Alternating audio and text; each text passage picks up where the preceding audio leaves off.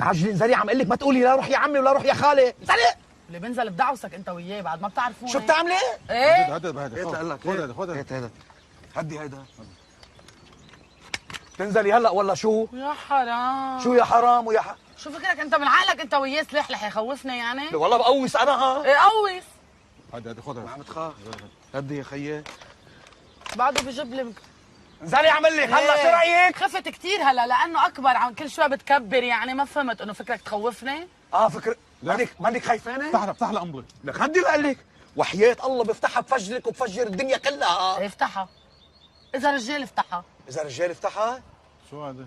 انت هايتك ما راح يمشي حالك، ما راح يمشي حالك هيك، ما راح يمشي حالك الا بالسلاح الثقيل. شو بدك تجيب لي دبابه؟ بدي اجيب لك دبابه، يا ريت رح اجيب لك دبابه، خليكي لحظه بس. يا خليني اقول لك